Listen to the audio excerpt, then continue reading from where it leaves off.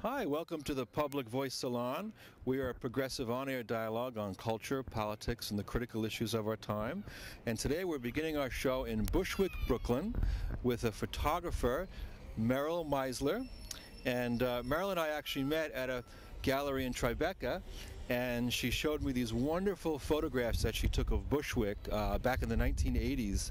And she's going to share with us a little bit about her art of photography, and maybe start by telling us, what is it about Bushwick that you find so enchanting? Okay. What is it about Bushwick that so enchanting? Yes. I found myself in Bushwick. I'm an artist, I was an illustrator, I needed a steady job, I got a job at this school. And I arrived, and it looked like a total war zone. Just around 30 years ago, just a week before Christmas.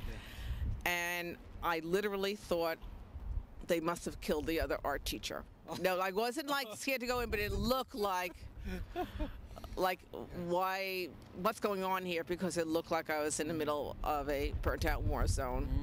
I entered the school building for my interview with this principal. I don't know if you ever watched MASH episodes where they're in the middle of Korea, and the principal is saying he used to be an art teacher, and he's literally sitting there with a blank paper and a T-square and pencil, and drawing his own calendars out, and it was a very absurd situation because it was total chaos. So I took the job, and I am an artist and a photographer, and I knew I was in a very unusual situation, but here I was. This was my job. It wasn't like I knew I'd be here a month, a week, a month, a year, 10 years. This is my job, and I needed this job. But I decided that I really needed to photograph because as artists or photographers who love to take images, it's part of our nature, like breathing. Yes. And this spring before in school, I was threatened by somebody who came in who said they had a gun and wanted my medium format camera. I did not ask to see the gun. I just gave them the camera. So I wasn't going to have that happen again, and this was a much dicier looking situation. So I got one of the first small point and shoots, little plastic cannon, opened up like a bar of soap opening up, and I just took photographs. I photographed things that I saw that interest me on my way back and forth to work. So drop one of the pictures. Yes. Okay. And for example, you want to show this to the camera? Certainly. We're actually standing here in Intermediate School 291, Roland Hayes, Intermediate School 291, where I taught for 12 years. Wow.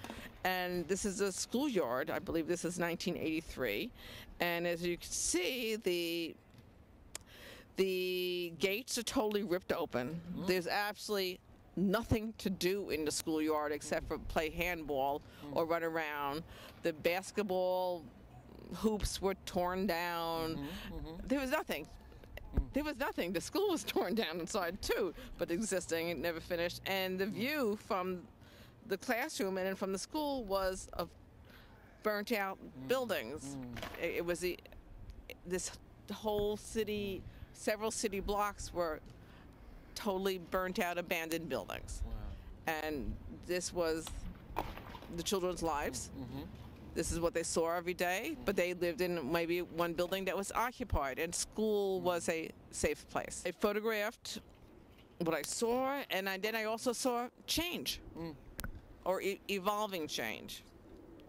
For example, this building, this scene of kids just hanging out during a gym period, recess. You weren't even allowed off the school property. Right, and plus, there was no place to go. Okay, and this was a view outside of a classroom window. Okay. And it was a very happy view. Why? It's April. It's like the week before Easter, Passover break. and everybody worked very, very hard, and it was a freak snowstorm. So this is an April Fool's snowstorm. Okay. So there would be abandoned buildings. Wow. And then later on, in the very site, you can see they tore them down, and a new, it's called Hope Gardens, a new housing development came up. Which is right behind us right here. Behind us. Okay. I'd like to tell you, when you said you wanted to meet, I said, oh, well, we should meet in the schoolyard, because that's a big place. A story that stands out in my mind about the schoolyard, besides the fact that sometimes you'd come out here, there would be a bed. You'd come in here and there'd just be someone brought a mattress and obviously spent the night reading a newspaper. And it was like, and then the next day the bed would be gone. What brought you back, Bushwick? Yes. Okay, sometimes in fourth grade, our teachers, we read Candide. And what stands out, it was this Candide saying, this is the best of all possible. Candide by Voltaire. Yes, Candide. Okay. And that in this best of all possible world, if I had not been sent to this seemingly God-forsaken place, take pictures that 30 years later, literally, I am twice as old as was here. Am I twice as wise? Was I half as innocent? Did it take 30 years to really be able to look through and understand what they were, and saying these little snapshots? Boy, they're very interesting. And who knew they were historical, because nobody else was wandering around taking pictures then. So it's a little bit like Candide, I feel like. Coming back, not coming back home, I feel familiar whenever I get out of the subway here. It feels like this is very familiar. And I still have a student that I'm friendly with, but he's not 12 years old, he's 42 years old. You know, little things. So here we are. Oh, so the story. I had, since I was always taking pictures on my going to and from, and some other teachers noticed, I was the art teacher here, one of my colleagues said, Meryl, we're going to be starting an attendance improvement dropout prevention program. And I see that you liked photography. Would you be interested in setting up a photography program? I said, that sounds great. Sure, I'm very interested. And here I was, we had nothing. If I tell you we had nothing, we had nothing. It was like manna. You'd been going through Egypt on quest for Israel on the tablets, and manna fell from the sky. He said, here, make an order. You have like 2 days to make an order, and I had like $14,000 to spend. It was like a miracle. So I started a photography folder with the children, photographing and learning about their neighborhood. And that work actually got into the Whitney Biennial. Ooh, wow. The AIDS timeline about group materials AIDS timeline, and they use these big question marks where the children photograph all the things that were wrong inside the school and their suggestions, because there were hanging wires and unfinished business. So it got into, the Whitney and the new museum, the Dia Art Foundation. It's like, no, you do what you do. You take your passion, right, wherever you are, and you make it work, because this is your life, unless you win lotto or something else. and I applied for and was selected as one of 3 art teachers in the country for a National Teaching Award from the Disney American Teachers. And they sent a film crew to come and film my classes in action and working. And the filmmaker who had done some award-winning documentaries, I remember one was about the Beach Boys, he said, well, let's go out, so I had some kids in the yard here and film taking pictures of the neighborhood. And I said, that's a great idea. We come out in the middle of the schoolyard, in the middle of the day, and some local youth groups were chasing around trying to steal their camera equipment. So they were a little frightened. Ethos here, and what is it that attracts people to Bushwick? I know it's become very chic, or it's become artist, or there's a kind of a vibe here. There's a kind of a creative vibe that even Williamsburg is starting to lose in terms of the edge, because of the rents in Williamsburg are going up, and a lot of artists are moving here. There was an article called The Vanguard of Lights in the New York Times this summer in the art section, where they talked about, there was a woman in Williamsburg who wasn't actually forced to move out. She was comfortable there paying rent, but she chose because she went to a party in Bushwick. It was on a rooftop, and there were a lot of artists there. She loved the vibe and the feeling, and she said, you know, I would rather live in Bushwick. So that's kind of really what we're trying to also figure out, and with you, and along with your art and photography, let's take a look around the neighborhood. Groovy. Okay. Okay, we're sitting in front of a bodega grocery store here with Meryl, and I tell you, it doesn't get any more Bushwick than this. This is about as rough and raw as it gets, and you see this, I think Charlie Rose is going to be very envious of me when he sees this studio we have here. This is the beauty of art and photography. You seize a time and a space, but this bodega, supermarket, grocery store, it has stayed the same.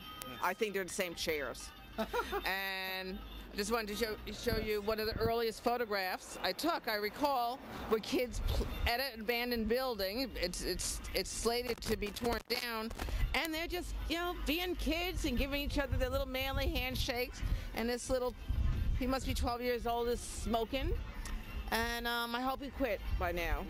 But I think that's something about photography captures a split second of reality and freezes it, and video, motion pictures, sound recordings, they capture a slice of eternity, and there's something very magical about it. And coming here, it's like I'm stepping into present, future, past.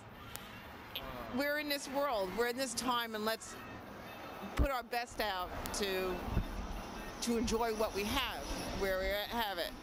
Do you have any comments that you'd like to ask, or questions, or just tell you how thrilled I am to be part of your show? Tell us how thrilled you are. Yeah. I'm really thrilled to be part of your salon, because it's very important to hear the voices, see the faces of real people, totally unprepped. I mean, you're getting raw honesty, and these guys don't edit because Cinema Verte. We have chairs here. I think we should start our salon right here on the streets of Bushwick. And I think this is also a great antidote to the too much prettiness that's happening in the slick real estate world. I mean, where it becomes like too much luxury, you know, and what Reverend Billy calls a sea of identical details. Reverend Billy of the Church of Life After Shopping. This is humanity. This is real. This is a sense of history. And I'm so grateful for you, Meryl, that you photographed this and that you've agreed to be on our show here today. And I hope that we continue this dialogue as we move forward. And in the best of all possible worlds, I happened to be at the gallery when you walked in, and it was beautiful. We were meant to meet. We were meant to meet, and I'm looking forward to your many segments, because you are making a time capsule of what you choose. We make choices every day. What we choose to photograph, who we choose to hang out with, who we choose not to, the marks we want to make on the world. What we put in our body, we're always making choices. And looking back, I chose to photograph the joy and the dandelions in the cracks. Thank you so much for being with us my today, pleasure. Meryl.